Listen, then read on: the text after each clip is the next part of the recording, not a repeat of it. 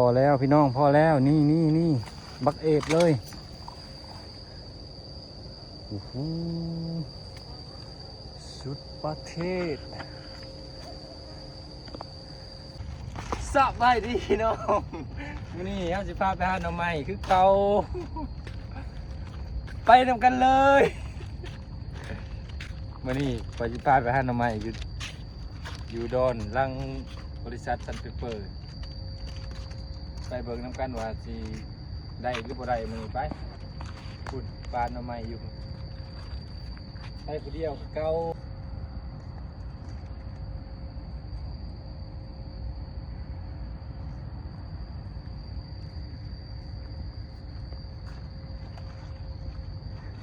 ใช่ ไปกันเลยตอนนี้เขาก็มาหอดปลาหน่อไม้แล้วทำเบิ่งอุปกรณ์เขาหน้าหน่อไม้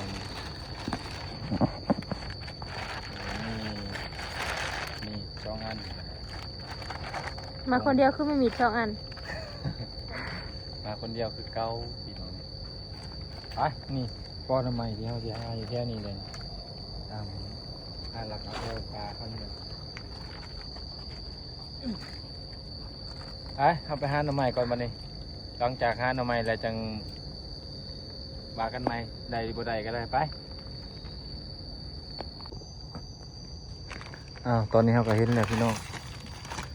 เห็นแล้วนี่หน่อไม้นี่2 หน่อคนเขาไอ้ลีพี่น้องเอ้ยเบิ่งสิหักไม้เบิ่งเลยโอ้โหโคตรสวยเลยนี่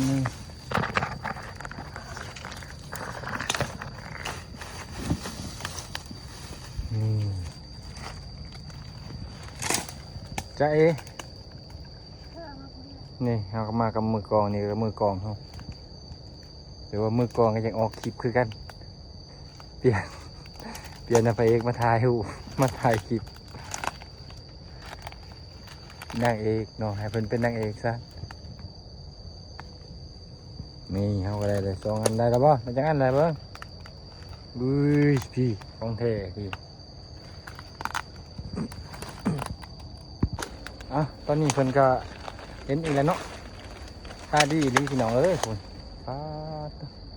หน้าตาก็ดีคนหาหน่อไม้ก็เก่งอันนี้เพิ่งเฮ้ย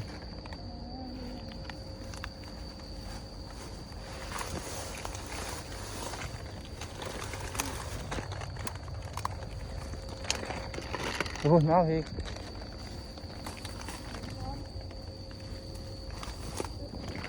นี่แกงหน่อไม้แซ่บๆจะกินพี่น้องเอ้ยมัน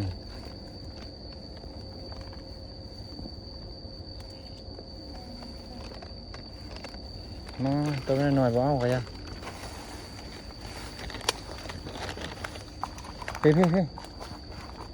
พี่กระช่องนอพี่น้องนี่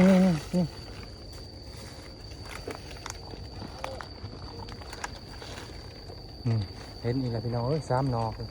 เพิ่งหักหน่อไม้ก่อนได้บ่เห็นอยู่บ่ทางมาก็ได้พี่น้องสิบุมาได้บ่อนเจงอลีนายโอ้ทรงผมปัน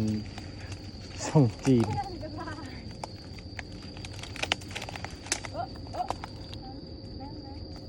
ว่า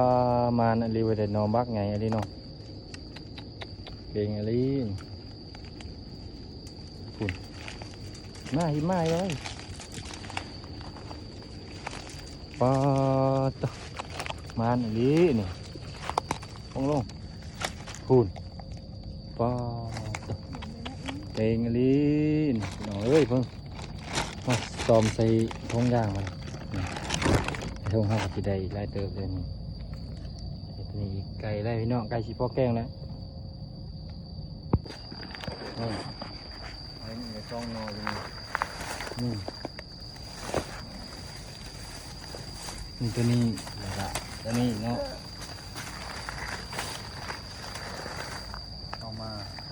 ซับมันกันเลยคุดเอาจังหน่อย ดูมันดัง ม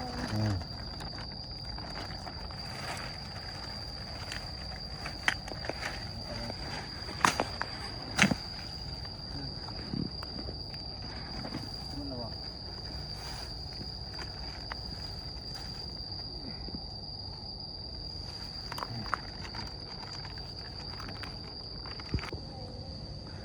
พอแล้วพี่น้องพอแล้วนี่บักเอฟเลยโอ้โหสุดประเทศดูสัดโอ้โห เล่นต้นตำที่ อ่ะเราจะมาโคนกันเลย บนมีน้อยๆทั้งลุมมันอะ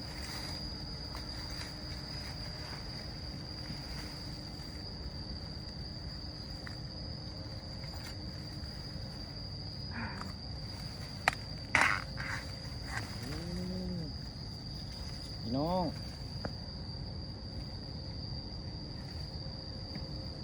ไปพ่อกันตอนนี้เขาก็มาพอไม่ต้องกล้วยเอากระไดไม่ต้องกล้วยมาแล้ว เมนูมื้อนี้เขาก็สิมุกเอาเนาะมุกหน่อไม้แล้วก็มีของแกมมาแขว้งหน่อไม้เขาก็ได้ตัวนี้เป็นส่วนหนึ่งอีกส่วนหนึ่งอยู่คุณ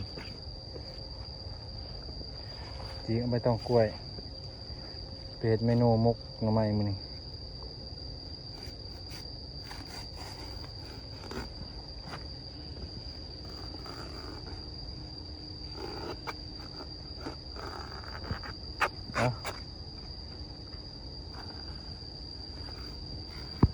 นี่เขาก็จะมาในเบิ่งผลงานในมือนี้นี่ทำไม โอเค นี่ครับ เอา ก็ มา สีขอจบเพียงเท่านี้เนาะฝากกดไลค์กดแชร์ฝากกดติดตามให้ในเด้อฝากส่งน้อยๆเจลประแดกน้อยๆให้แน่ก็ได้สิเบิ่งแล้วก็อย่าลืมกดติดตามให้แน่เนาะเพื่อเป็นกำลังใจให้เฮาเฮ็ดคลิปอีกคลิปต่อไปขอบใจ นั่นมันกระกง